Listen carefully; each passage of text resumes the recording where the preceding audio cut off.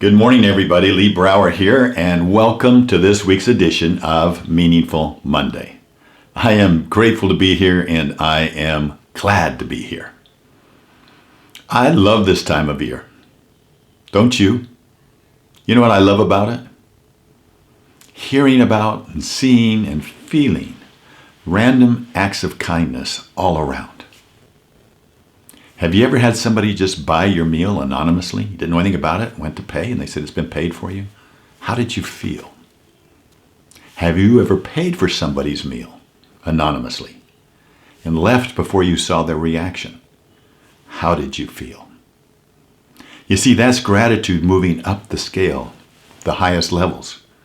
It's all around us. It's happening all the time, but the news agencies aren't going to report on it.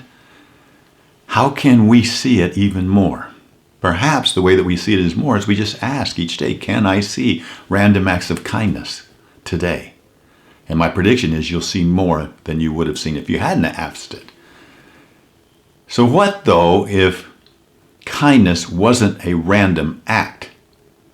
Imagine if kindness was a full-time commitment, where each of us made a commitment to kindness. And like true gratitude, kindness is more than being nice. Kindness is gratitude in action. It's near the highest level of gratitude.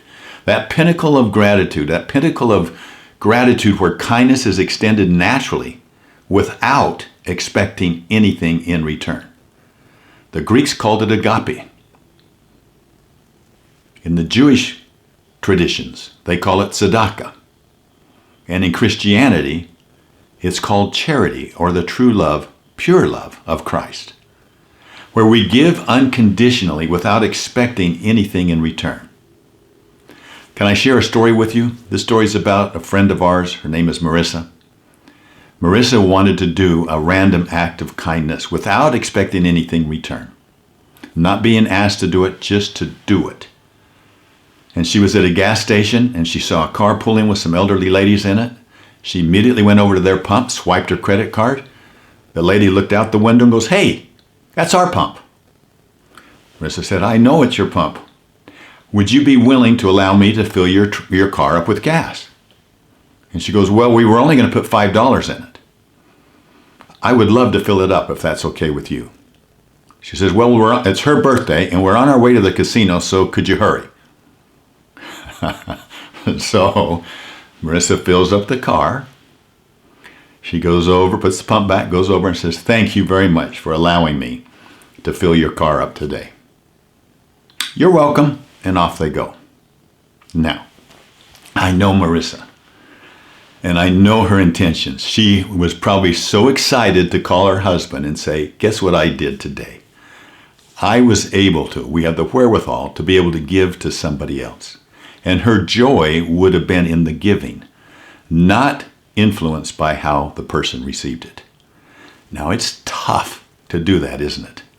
That's one of our challenges, to give unconditionally without expecting anything in return. Have you ever given something to someone and say they didn't say thank you, or you didn't like the way they used it, and you said to yourself, "That's the last time I'm doing something for them"? Well, why did you do it in the first place? Now, I know I probably would have reacted differently than Marissa. But before she could get into the car, that car backed up. And the driver gets out and comes over to Marissa and says, "My mom would like to have a word with you. Can you come over to her side of the car?" So Marissa walked around that side of the car. The driver opened up the door and helped her mother out of the car. And the mother says, "It's my 80th birthday, and nobody has ever done anything that nice for me. Can I give you a hug?" Now, ripples. Imagine the ripples if Marissa had expectations.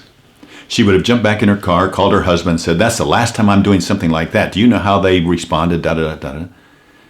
And then imagine that the car got down the road and the mom sitting next to her said, "Did that lady pay for our gas? And we did not express gratitude to her? Oh my goodness." And when they got to the casino, they went and bought somebody else's lunch. And that ripple carried on in a very positive way. But if we're not worried about the result, we just want to be kind and express kindness wherever we go. So kindness is a weapon for change.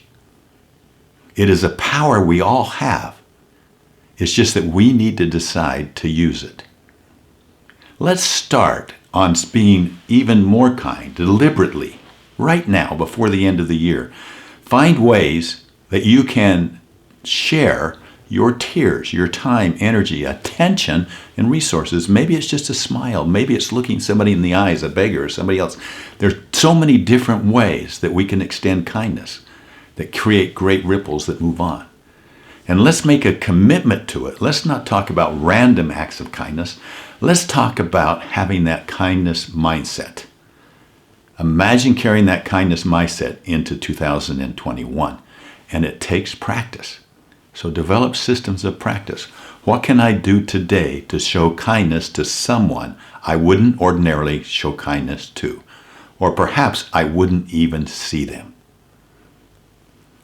Have a wonderful, wonderful week. I look forward to talking to you next week. Bye-bye.